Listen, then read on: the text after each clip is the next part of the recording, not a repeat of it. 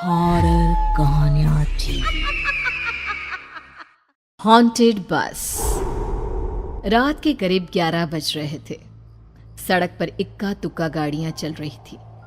अपनी night shift खत्म करके शीला और निकिता बस स्टॉप पर खड़ी थी। आज तो हमें बहुत देर हो गई। पता नहीं घर जाने के लिए हमें कोई साधन मिलेगा भी या नहीं। अगर कोई साधन नहीं मिला तो कहीं रात इसी बस स्टॉप पर ना बितानी पड़े। अपनी काली जुबान बंद कर। जब देखो तब उल्टी बातें ही करती है। अरे कुछ देर रुक जाना, कुछ ना कुछ मिल ही जाएगा। लेकिन काफी देर तक इंतजार करने के बाद भी उन्हें कोई बस नहीं मिलती। धीरे धीरे समय के साथ साथ सड़क पर चलने वाली गाड़ियों का दिखना भी बंद हो जाता है। अरे ये देख, अब तो सड़क पर एक भी गाड़ी नहीं दिख रही। दूर दूर तक गाड़ी और किसी इंसान का नामो निशान नहीं है। एक काम करते हैं, वापस अपने ऑफिस चलते हैं। हम दोनों आज रात वहीं गुजार लेंगे। देख, तुझे अच्छी तरह पता है 10 बजे के बाद चौकीदार ऑफिस के मेन गेट पर ताला लगाकर अपने घर चला जाता है। ऑफिस जाने का कोई फायदा नहीं है। इस सुनसान सड़क को देख मुझे बहुत घबराहट हो रही है। एक काम करना, उसी चौकीदार के घर चलते हैं। वो भी तो परिवार वाला है। हम बेफिक्र होकर आज रात उसके घर पर रुक सकते हैं। अरे पागल, चौकीदार 10 बाई 10 की खोली में रहता है। उसके 4 बच्चे हैं। भला वो हमें अपने घर में कौन सी जगह देगा। अब तू ना ये बेकार की बातें बंद कर और चुपचाप खड़ी रह। शायद कोई लिफ्ट ही मिल जाए। फिर काफी देर इंतजार करने के बाद आखिरकार एक नीले रंग की बस उनके सामने आकर रुकती है। बस का दरवाजा खोल कंडक्टर उन दोनों से कहता है, कहिए कहाँ जाना है आप दोनों को? देखिए मेरी पूरी बस खाली पड़ी है। मैं आप दोनों को आपके ठिकाने पर छोड़ दूंगा। इतना कहकर कंडक्टर मुंह में भरे पान की पिचकारी सड़क पर दे मारता है। निकिता, लोगों का कहना है कि कुछ महीने पहले इसी तरह अंधेरी रात में एक नीली बस के अंदर कुछ बदमाशों ने एक जवान लड़की की हत्या कर दी थी। इस बस का रंग भी नीला है। कहीं ये वही बस तो नहीं? कंडक्टर शीला की बात सुन लेता है और मुस्कुराते हुए कहता है, देखिए मेम साहब, उस घटना के बारे में मैंने भी सुना है। माना कि उस बस का रंग और मेरी बस का रंग एक है, लेकिन दुनिया में नीले रंग की एक ही बस तो नहीं है ना। हाँ, ये तो सिर्फ एक इत्तेफाक है। देखिए हमारी बस में एक मेम साहब पहले से ही बैठी हैं, चाहे तो आप देख लीजिए। निकिता गर्दन उठाकर देखती है तो बस के पीछे वाले हिस्से में एक लड़की कंबल ओढ़े बैठी हुई थी। सही तो बोल रहे हैं भैया, बस में पहले से एक लड़की बैठी है। चल अब हम भी बैठ जाते हैं, वैसे भी बहुत देर हो गई है। अरे ठहर जाना निकिता, मुझे डर लग रहा है।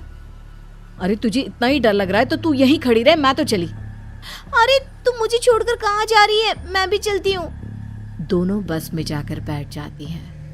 देखते ही देखते ड्राइवर बस को तेज रफ्तार में चलाना शुरू कर देता है। तभी शीला की नजर पीछे वाली सीट पर अकेली बैठी लड़की पर पड़ती है।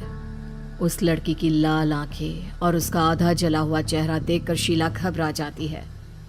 सुन निकिता, हमारे पीछे जो लड़की बैठी है ना, उसकी आंखें एकदम खून की तरह लाल और चेहरा किसी चुड़ैल की तरह डरावना दिख रहा है। अरे छोड़ ना, कौन कैसा दिखता है? मुझे इन सब बातों में कोई दिलचस्पी नहीं है। मैं थोड़ी देर झपकी लेना चाहती हूँ, इसलिए अब तू अपनी बड़बड़ बंद कर प्लीज। बेफिक्र निकिता अपनी आंखें बंद करके बैठ जाती है। दूसरी ओर बस जंगल के रास्ते में पहुंची है। चारों तरफ घना अंधेरा और साथ ही जंगल में मौजूद जंगली जानवरों की डरावनी आवाजें शीला को और भी ज्यादा डराए जा रही थी। थोड़ी ही देर में बस एक बरगद के पेड़ के पास से गुजरती है। तभी अचानक बरगद की डाल पर बैठी एक बिल्ली कूदकर खिड़की के रास्ते शीला की गोद में आ गिरती है। मर गई रे, बचाओ मुझे, कोई बचाओ। शीला के चिल्लाने की वजह से निकिता की आंख खुल जाती है और वो भी घबराकर इधर उधर देखने लगती है। तभी पीछे वाली सीट पर बैठी लड़की उठकर शीला के पास आती है और बिना कुछ कहे उस बिल्ली को शीला की गोद से उठा उसे सहलाते हुए अपनी गोद में लेकर वापस अपनी सीट पर जाकर बैठ जाती है। अरे शीला, तू तो बहुत ही डरपोक है। जरा जरा सी बात पर उछल पड़ती है। मैं कल से अकेले ही सफर करूंगी। अरे मैं क्या करूं? वो बिल्ली अचानक मेरी गोद में आ गिरी। अपनी बकवास बंद कर और मुझे चैन से सोने दे। इस तरह शीला को डांटकर निकिता फिर सो जाती है, पर तभी अचानक एक झटके से ब्रेक लगाकर ड्राइवर बस को रोकता है। शीला खिड़की से बाहर झांक कर देखती है तो उसे सड़क के किनारे एक काला आदमी खड़ा दिखाई देता है।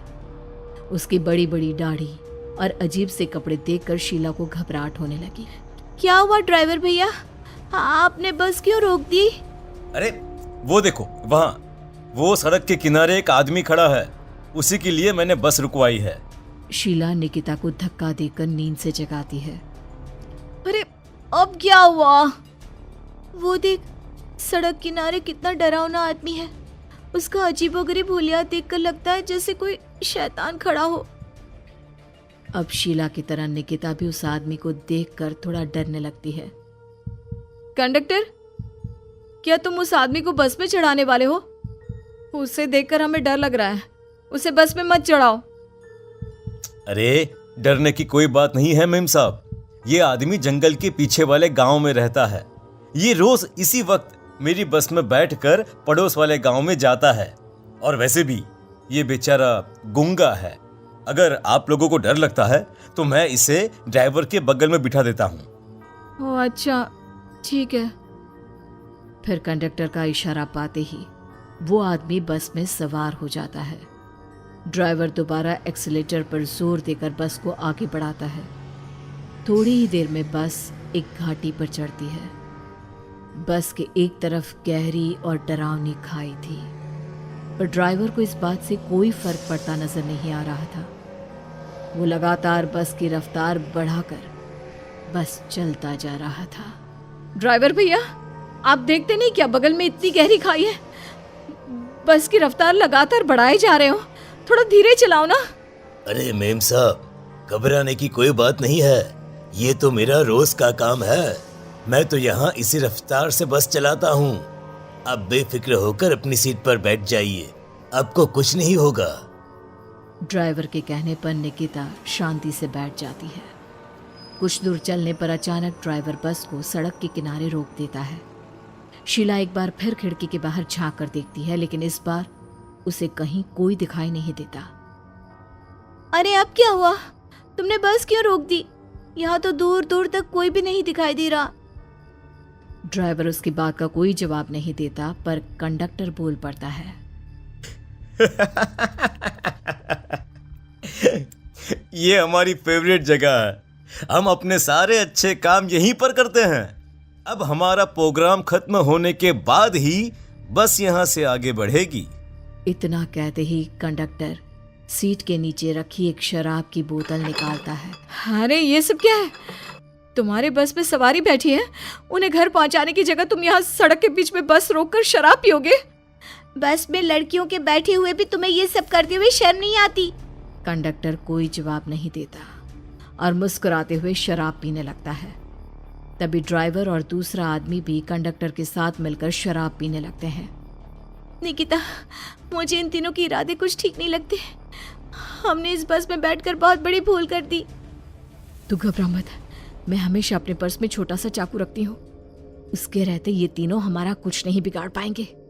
देखो गज्जू भैया, हमारी बस में इस समय 3 जवान लड़कियां बैठी हैं। कहो सबसे पहले किसका शिकार किया जाए?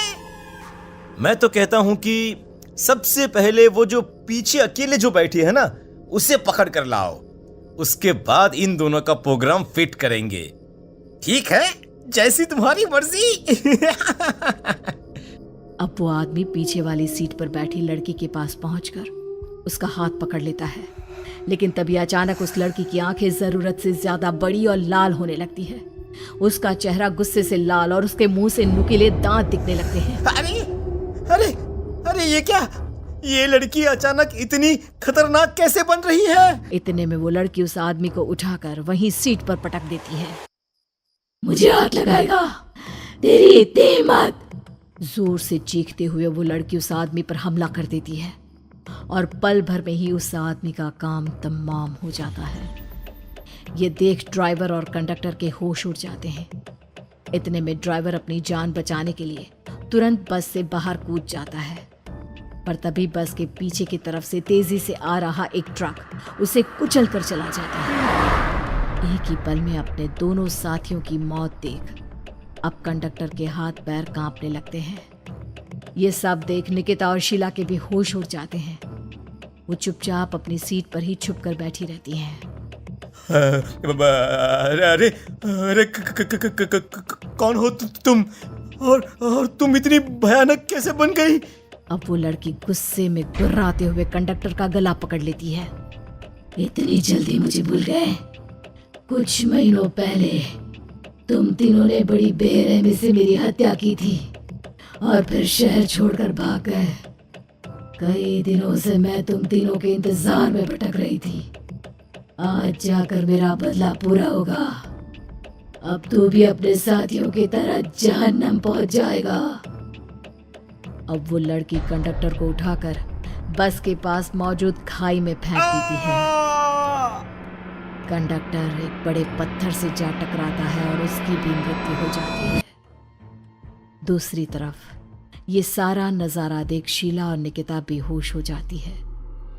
अगली सुबह जब उन दोनों को होश आता है तो वो अपने आप को एक सरकारी अस्पताल में पाती है।